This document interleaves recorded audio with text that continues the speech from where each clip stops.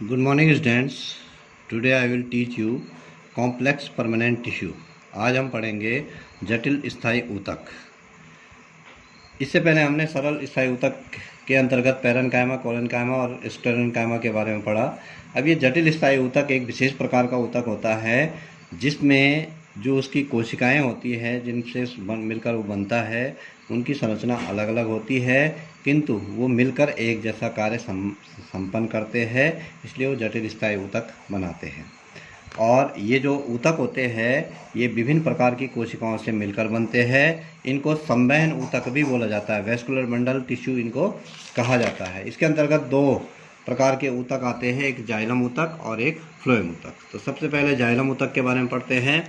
जो जाइलम ऊतक है ये जल और खनिज लवणों का संवहन करता है, का मतलब जड़ों द्वारा अवशोषित जल एवं खनिज लवण को पौधे के विभिन्न भागों तक पहुंचाता है। ये जो जाइलम है 4 प्रकार की कोशिकाओं से मिलकर बना होता है। सबसे पहली जो कोशिकाएं होती है उन्हें कहते हैं वाहिनिकाएं या ट्रैकिड्स या वाहिनिकाएं इनको बोला जाता है। और ये जाइलम की आधारभूत कोशिकाएं होती है जो कि अधिक लंबी होती है, संक्रिय होती है और इनके जो सिरे होते हैं वो नुकीले होते हैं, इनको वाहिनिकाएं बोला जाता है। इस प्रकार से ये सिरे जो है इनके नुकीले होते हैं, वाहिनिकाएं लंबी होती है।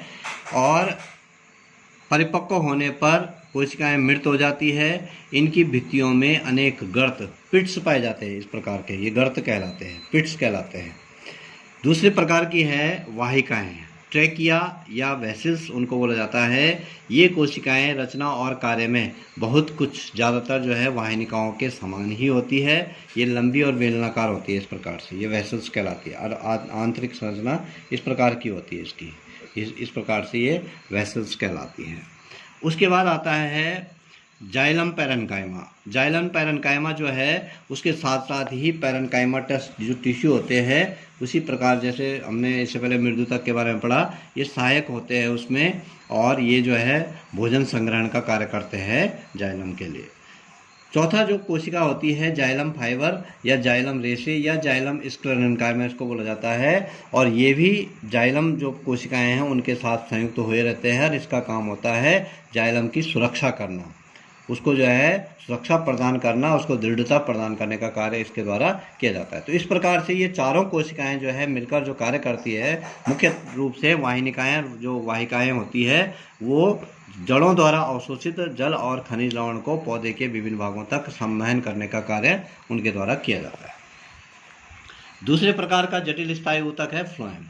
फ्लोएम जो होता है ये पत्ती में बने हुए भोजन को, जो प्रकाश संश्लेषण के फलस्वरूप पत्ती में जो भोजन बनता है उस भोजन को पौधे के विभिन्न भागों तक ये पहुंचाते हैं।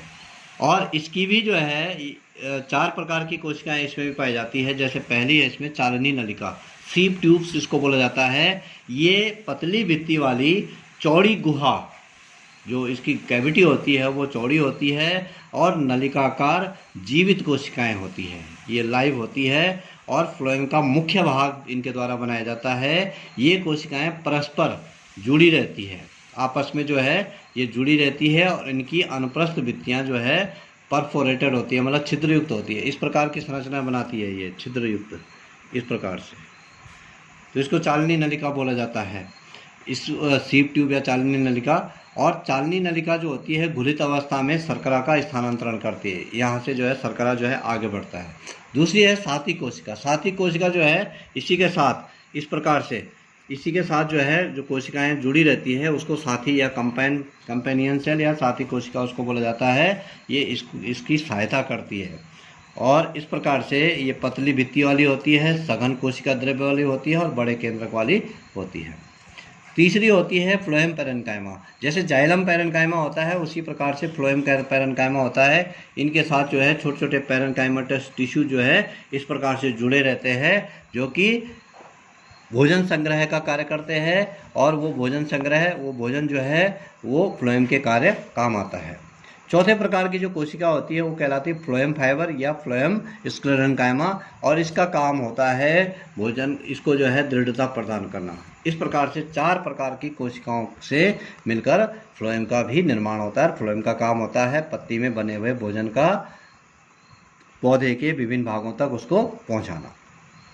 अब इसमें आते हैं कुछ विशिष्ट ऊतक होते हैं, इनके अलावा भी कुछ और ऊतक होते हैं, स्पेशल टिश्यू उनको बोला जाता है, जैसे रबड़ छिरी ऊतक, लेटिसिफेरल टिश्यू होते हैं, रबड़ प्लांट में हो गया, फिकस हो गया, यूफोरबिया हो गया, कैलोट्रोपिस हो गया, पपाया हो गया, पॉपी हो गया। इनमें रबड़ जैसा पदार्थ जो है इनके अंदर से निकलता है, जो कि रबड़ बनाने में भी उसको काम में लाया जाता है।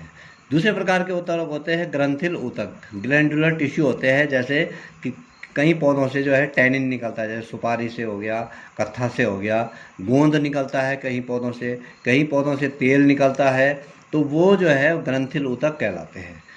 इसी प्रकार से कुछ होते हैं हाइड्रोथोड्स, जिनमें कि जल रंध्र पाए जाते हैं, उनमें जल इकट्ठा करके वो ऊतक जो है अपने अंदर रख सकते हैं, उनको हाइड्रोथोड्स बोला जाता है। अब आगे जो है हम नेक्स्ट डे पढ़ेंगे ऊतक तंत्र के बारे में, टिश्यू सिस्टम के बारे में पढ़ेंगे। इनमें अलग अलग प्रकार के जो तंत्र है, ऊतक सिस्टम जो है, उनके बारे में नेक्स्ट डे पढ़ेंगे। Thank you.